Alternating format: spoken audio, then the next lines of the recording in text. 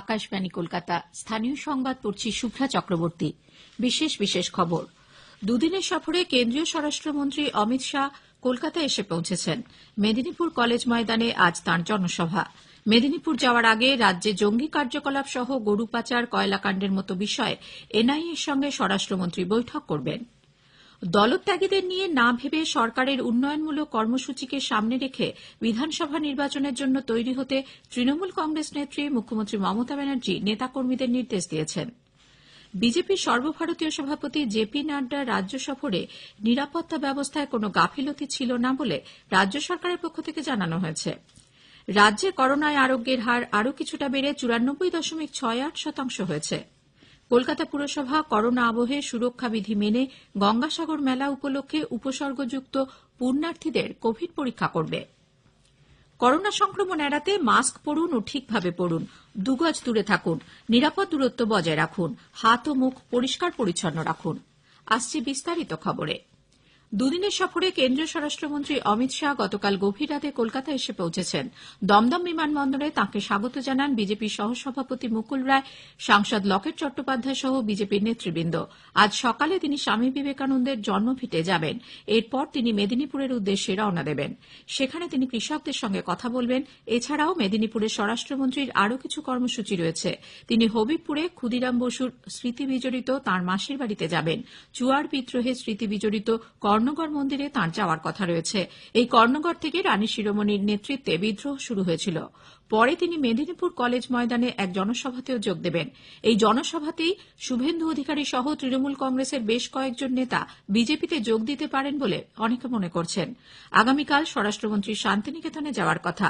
বোলপুরে তাঁর একটি জনসভায় ভাষণ দেওয়ার কথা রয়েছে।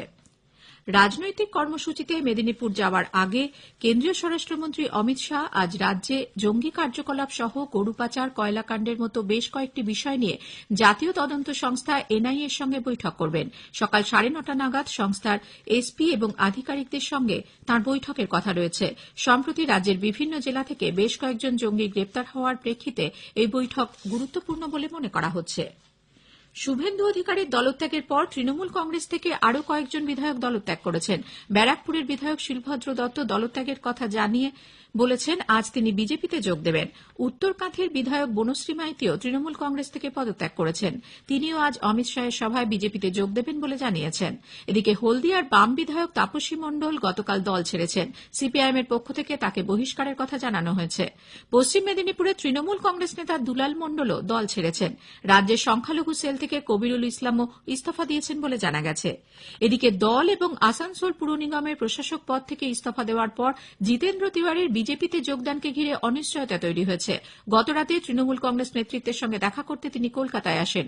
মূলত কেন্দ্রীয় মন্ত্রী ও সাংসদ বাবুল সুপ্রিয় এবং বিজেপির রাজ্য সভাপতি দিলীপ ঘোষের আপত্তিতে তিনি বিজেপিতে যোগ দিতে পারছেন না বলে রাজনৈতিক মহলে জল্পনা। আসানসোল থেকে কলকাতায় আসার আগে তিনি বলেন আপাতত তিনি বিজেপিতে যোগদান করছেন না। দলত্যাগী নেতাদের নিয়ে না ভেবে সরকারের উন্নয়নমূলক কর্মসূচিকে সামনে রেখে বিধানসভা ভোটের প্রস্তুতি নিতে তৃণমূল কংগ্রেস নেত্রী মুখ্যমন্ত্রী মমতা ব্যানার্জি দলের নেতাকর্মীদের নির্দেশ দিয়েছেন। কালীঘাটে দলীয় শীর্ষ নেতাদের সঙ্গে গতকাল এক বৈঠকে মুখ্যমন্ত্রী এই বার্তা দেন। দল ছেড়ে যাওয়া নেতাদের উদ্দেশ্যে তিনি বলেন যারা যাচ্ছেন তারা দলের বোঝা, তাতে দলের কিছু এসে যায় না। এরা বেরিয়ে যাওয়ার ফলে আখেরে তৃণমূল কংগ্রেসেরই উপকার হবে বলে তিনি মন্তব্য করেন। বঙ্গধ্বনি প্রচারে গিয়ে বর্ধমান 2 নম্বর ব্লকের করুই গ্রামে গতকাল তুমুল বিক্ষোভের মুখে পড়েন বর্ধমান উত্তরের বিধায়ক নিশীথ মালিক। বিধায়ক গত 10 বছরে একবারও গ্রামে আসেননি বলে বাসিন্দাদের অভিযোগ। বিধায়ক পরে জানান পঞ্চায়েত প্রধান শিশির রক্ষিত এই গ্রামের বাসিন্দা হলেও গ্রামবাসীদের সঙ্গে যোগাযোগ না রাখাতেই এই ক্ষোভ।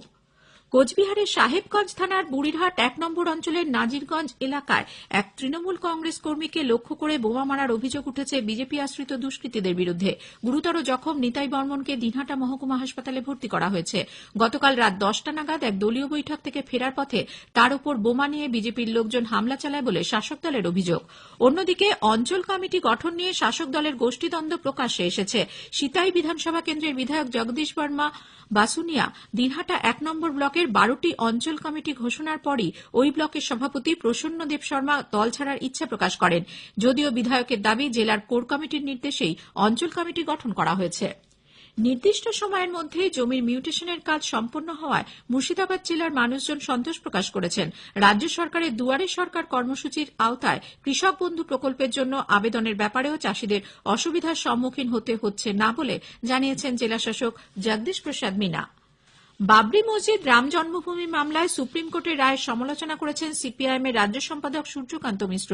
পূর্ব বর্ধমানের গোলসির পাড়াজে দলের প্রয়াত নেতা আবদার রাজ্জাক মণ্ডলের স্মরণ সভায় বক্তব্য রেখে সিপিআইএম এর রাজ্য সম্পাদক বলেন, সুপ্রিম কোর্ট প্রমাণ ছাড়াই বিশ্বাসের ওপর ভিত্তি করে এই রায় দিয়েছে। দেশ আজ বিপন্ন, 15 কোটি মানুষের কাজ গিয়েছে। সাম্প্রদায়িকতা দেশের সামনে এখন বড় বিপদ হয়ে দাঁড়িয়েছে বলে শ্রী মিশ্র মন্তব্য করেন। বাংলায় কোন সাম্প্রদায়িক শক্তি যেন ক্ষমতায় না আসে তার জন্য বাম কংগ্রেস জোট তাদের সর্বশক্তি দিয়ে লড়াই করবে বলে জানিয়েছেন বহরমপুরের কংগ্রেস সাংসদ অধীর রঞ্জন চৌধুরী।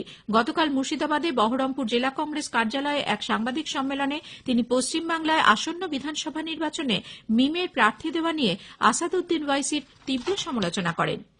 বিজেপি সর্বভারতীয় সভাপতি জেপি নাড্ডা রাজ্য সফরে নিরাপত্তার গাফিলতি বিষয়ে গতকাল কেন্দ্রীয় স্বরাষ্ট্র সচিব রাজ্য সরকারের সঙ্গে ভিডিও কনফারেন্সিং এর মাধ্যমে বৈঠক করেন। রাজ্য সরকারের গাফিলতির কথা অস্বীকার করে রাজ্যের মুখ্য সচিব আলাপন বন্দ্যোপাধ্যায় স্বরাষ্ট্র সচিব অজয় ভাল্লাকে জানান, নাড্ডার নিরাপত্তা নিয়ে কোনো ঝুঁকি নেওয়া হয়নি। এদিকে এই বৈঠকে জানিয়ে দেওয়া হয় 3 আইপিএস অফিসারকে সেন্ট্রাল ডেপুটেশনে পাঠানোর জন্য রাজ্য সরকার কোনো ছাড়পত্র দেবে না। স্থানীয় সংবাদ শুনছেন আকাশবাণী কলকাতা কেন্দ্র থেকে। রাজ্যে নতুন করে 2239 জন করোনায় সংক্রমিত হয়েছেন। এই সময় নমুনা পরীক্ষা করা হয়েছে 42,355 জনের।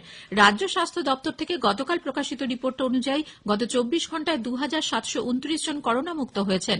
রাজ্যে আরোগ্যের হার আরও কিছুটা বেড়ে হয়েছে 94.68%। এ সময় আরও 42 জনের মৃত্যু হওয়ায় মোট মৃতের সংখ্যা বেড়ে হয়েছে 9,277। মৃত্যু হার 1.74%।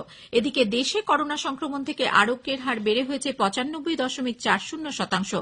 নতুন করে সংক্রমিত হয়েছেন 22,890 জন। কলকাতা পুরসভা করোনা আবহে সুরক্ষাবিধি মেনে আসন্ন গঙ্গাসাগর মেলা উপলক্ষে শহরে ক্যাম্পে আসা উপসর্গযুক্ত পুণ্যার্থীদের কোভিড পরীক্ষা করবে। পুরভবনে গতকাল দক্ষিণ 24 পরগনা জেলাশাসক পি উলগানাথনের উপস্থিতিতে গঙ্গাসাগর নিয়ে রাজ্য সরকার, পুলিশ, পুরসভার বিভিন্ন বিভাগের আধিকারিকদের সঙ্গে বৈঠকের পর পুর প্রশাসক বোর্ডের চেয়ারম্যান ফিরহাদ হাকিম বলেন, বাবুঘাট ও শিয়ালদা স্টেশনে আগত প্রত্যেক পুণ্যার্থীর থার্মাল স্ক্রিনিং এর মাধ্যমে দেহের তাপমাত্রা পরীক্ষা করা হবে। উপসর্গ দেখা গেলে র্যাপিড ও আরটিপিসিআর এই 2 ধরনের কোভিড পরীক্ষাই করা হবে। অতিমারি আবহে আজ থেকে কৃষ্ণনগরে শুরু হচ্ছে 36তম নদিয়া বইমেলা। চলবে 24শে ডিসেম্বর পর্যন্ত। এবারের মেলায় মাত্র 50টি স্টল খোলা হচ্ছে। কোনো সাংস্কৃতিক অনুষ্ঠান হবে না। মেলা চলবে প্রতিদিন বেলা 1টা থেকে রাত 8টা পর্যন্ত। শীতের সময় শহরে ধুলো দূষণ কমাতে উচ্চচাপের ওয়াটার স্প্রেয়ার ব্যবহার শুরু করল কলকাতা পুরসভা। দক্ষিণ কলকাতার চেতলায় গতকাল high pressure water sprayer with water ট্যাঙ্কের উদ্বোধন করে পুর প্রশাসক বোর্ডের চেয়ারম্যান ফিরহাদ হাকিম বলেন, রাস্তা পরিষ্কার, গাছের পাতা পরিষ্কার, জীবাণুমুক্তকরণ ও মশার তেল ছড়ানোর কাজে এই যন্ত্র ব্যবহার করা হবে। গার্ডেন রিচ জল প্রকল্পের পাইপলাইন মেরামতির কাজের জন্য আজ সকালের পর গার্ডেন রিচ, টালিগঞ্জ, যাদবপুর, বেহালা সহ দক্ষিণ কলকাতার বিস্তীর্ণ অংশ ও দক্ষিণ শহরতলির একাংশে জল সরবরাহ বন্ধ থাকবে।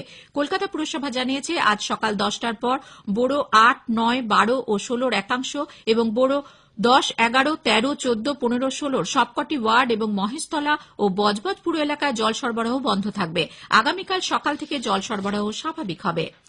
মেট্রো রেল কর্তৃপক্ষ আজ থেকে সপ্তাহে 2 দিন যাত্রীদের স্টেশনে প্রবেশের ক্ষেত্রে ই পাস ব্যবস্থায় ছাড় দেওয়ার সিদ্ধান্ত নিয়েছে। 19 তারিখ থেকে প্রতি শনি ও রবিবার দিনের কোনো সময় স্টেশনে প্রবেশ করতে ই পাস লাগবে না। আগামী রবিবার থেকে প্রতি রবিবার 68টির পরিবর্তে আপ ও ডাউন মিলিয়ে 102টি ট্রেন চলাচল করবে। যাত্রীদের অতিরিক্ত ভিড় সামাল দিতে উত্তর পূর্ব সীমান্ত রেল ডিব্রুগড় হাওড়ার মধ্যে 2 জোড়া এক্সপ্রেস স্পেশাল ট্রেন চালানোর সিদ্ধান্ত নিয়েছে। আগামী 26শে ডিসেম্বর থেকে এই পরিষেবা শুরু হবে। 123তম আইএফএ শিল্ড ফুটবলের ফাইনালে আজ রিয়েল কাশ্মীর জর্জ টেলিগ্রাফের মুখোমুখি হবে। যুব ভারতীর ক্রীড়াঙ্গনে খেলা শুরু হবে দুপুর 1টায়। শেষ করার আগে স্থানীয় সংবাদের কিছু অংশ আরেকবার। দুদিনের সফরে কেন্দ্রীয় স্বরাষ্ট্রমন্ত্রী অমিত শাহ কলকাতা এসে পৌঁছেছেন। মেদিনীপুর কলেজ ময়দানে আজ তাঁর জনসভা। দলত্যাগীদের নিয়ে না ভেবে সরকারের উন্নয়নমূলক কর্মসূচিকে সামনে রেখে বিধানসভা নির্বাচনের জন্য তৈরি হতে তৃণমূল কংগ্রেস নেত্রী মুখ্যমন্ত্রী মমতা ব্যানার্জি নেতাকর্মীদের নির্দেশ দিয়েছেন। স্থানীয় সংবাদ শেষ হল। এরপর বিশেষ খবর 9টা বেজে 15 মিনিটে।